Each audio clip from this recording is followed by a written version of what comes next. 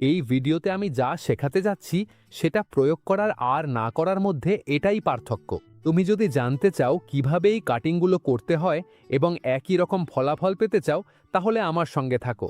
কারণ অনেকেই কাটিং করতে শুরু করে, ভিডিওতে যা দেখে তাই করে, ডাল কেটে জল বা মাটিতে রাখে, যত্ন নেয়, তবুও দিন যায়, সপ্তাহ যায়, অনেক কাটিংই কাজ করে না বা প্রায় কোনোটাই কাজ করে না। আর তখনই আমরা ভাবতে শুরু করি আমাদের হাতে জাদু নেই, অন্যদের হয়, আমাদের হয় না। আর এটা যে কাউকে হতাশ করে দেয়। কিন্তু সমস্যা গাছের নয়, কাটিংয়ের নয়, আর ভাগ্যেরও নয়। এই ভিডিওতে আমি তোমাকে ঠিক দেখাবো কোন জিনিসটা পার্থক্য গড়ে তোলে, যাতে একটা কাটিং শিকড় গজায়, এবং কিভাবে এই প্রক্রিয়া প্রয়োগ করলে সত্যিই তোমার সাফল্যের সম্ভাবনা বাড়বে। দেখো, আমি ব্যাখ্যা করছি। যখন তুমি একটি ডাল কেটে কাটিং তৈরি করো, তখন সবসময় একই জিনিস ঘটে, যদিও সেটা দেখা যায় না। কাটার মুহূর্তেই দুটি সমস্যা সঙ্গে সঙ্গে দেখা দেয়, এবং এখানেই প্রায় সবাই ভুল করে। প্রথমটি হলো পানি শূন্যতা। ওই কাটার জায়গাটা খোলা থাকে এবং খুব দ্রুত আর্দ্রতা হারাতে শুরু করে। যদিও ডালটা বাইরে থেকে সবুজ ও সুস্থ দেখায়, ভেতরে ভেতরে সেটা একটু একটু করে শুকিয়ে যেতে থাকে। দ্বিতীয় সমস্যা হলো ছত্রাক ও ব্যাকটেরিয়া। ওই কাটার জায়গাটা একদম খোলা দরজা। যদি কোনো অণুজীব ঢুকে পড়ে, তাহলে ডালটা কালো, নরম হয়ে যায় এবং নিচ থেকে পচে যেতে শুরু করে। এখানেই বেশিরভাগ কাটিং নষ্ট হয়ে যায়। এটা নয় যে তারা শিকড় গজাতে পারে না, বরং তারাই দুইটা প্রথম বাধা, সঠিক আর্দ্রতা ধরে রাখা এবং কাটার জায়গা সংক্রমণমুক্ত রাখা, পেরোতে পারে না। শুধুমাত্র যখন কাটিং এই বাধা অতিক্রম করে, তখন গাছটা আর নিজেকে রক্ষা করার চেষ্টা করে না, এবং তখনই সে তার আসল কাজ শুরু করতে পারে, নতুন শিকড় গড়ে তোলা। তাই মূল বিষয়টা শিকড় জোর করে বের করানো নয়, বরং প্রথম কয়েকদিন কাটার জায়গাটা ভালোভাবে রক্ষা করা। আর মজার ব্যাপার হলো, এটা খুবই সাধারণ কিছু জিনিস দিয়েই করা যায়, বুঝলে? বাড়ির জিনিস গিয়ে কিছু মেশানোর আগে চল দেখি আমাদের কি কি লাগবে।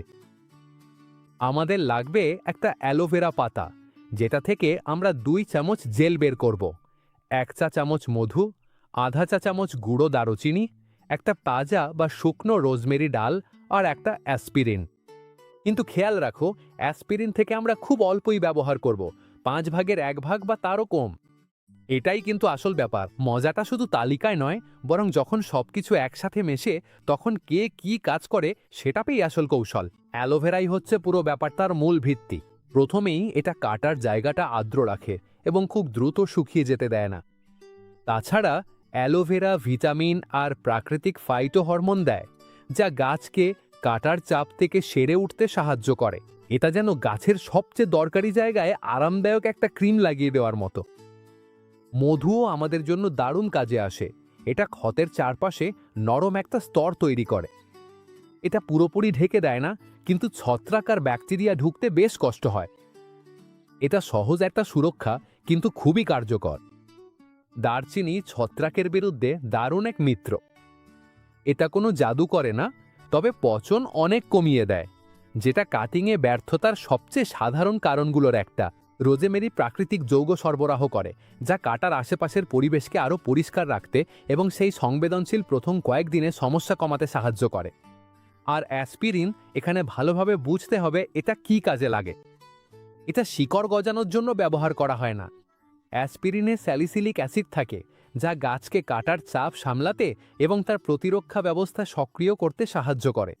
অর্থাৎ এটি গাছকে কিছু করতে বাধ্য করে না, শুধু এটুকুই নিশ্চিত করে যে গাছটা খুব তাড়াতাড়ি দুর্বল হয়ে না পড়ে। তাই এটি খুবই সামান্য পরিমাণে ব্যবহার করা হয়।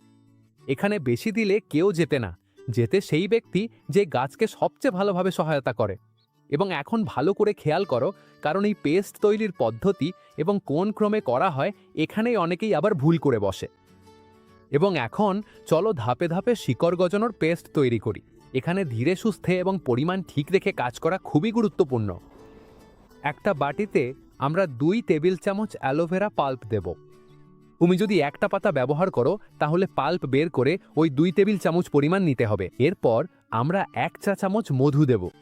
তারপর আমরা আধা চা চামচ গুঁড়ো দারুচিনি দেব।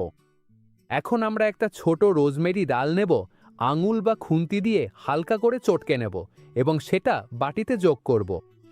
এখন আসছে অ্যাসপিরিন, আর এখানে খুব সতর্ক থাকতে হবে। আমরা ট্যাবলেটটি নেব এবং একটা ছোট ছুরি দিয়ে আস্তে আস্তে ঘষে নেব। শুধু ছুরির মাথায় যে গোনা জমে সেটাই ব্যবহার করব। এটা মোটামুটি 1/5 বা তারও কমের সমান। এটা মিশ্রণে যোগ করি, ভালোভাবে নাড়াচাড়া করি এবং পেস্টটা প্রস্তুত হয়ে যায়। একবার এই ঘন টেক্সচার পেলে পেস্টটা ব্যবহার করার জন্য একেবারে প্রস্তুত।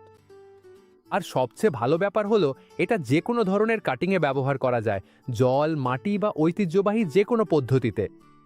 সব ক্ষেত্রেই এটা কাজ করে।